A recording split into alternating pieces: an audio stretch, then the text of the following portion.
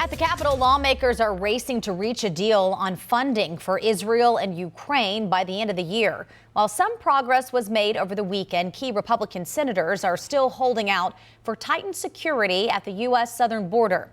NBC's Drew Petrimo reports now from Washington.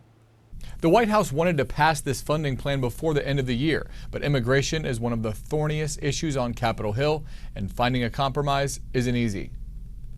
After working through the weekend, Senate negotiators back on Capitol Hill today, trying to hash out an aid deal for Ukraine and Israel that also addresses border security. This is about policies that will actually stem the flow of mass migration across the border, along with the drugs and everything that goes with it. Homeland Security Secretary Alejandro Mayorkas joined the negotiations this weekend, hoping to close the gap on differences between Democrats and Republicans.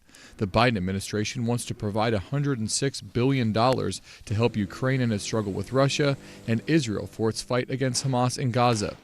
But in order to support the bill, Republicans are demanding policy changes to stem the flow of migrants at the border, tens of thousands of whom arrive each week. In my district, it is pure chaos, and people are upset. They're upset because their lives have been turned upside down. The president has said he is willing to make changes on immigration policy.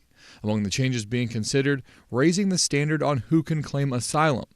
Other provisions that would vastly increase detentions and deportations are drawing criticism from some Democrats. We need to do something on immigration, but we need to do it in a right way that keeps compassion there but protects our national security. Members of the Congressional Hispanic Caucus are frustrated over what they say is a lack of communication from the White House. GOP lead negotiator James Lankford says with all these moving parts, a vote on the package will likely come in January.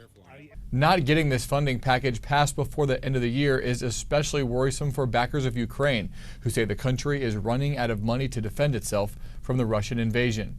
Drew Petrimo, NBC News, Washington.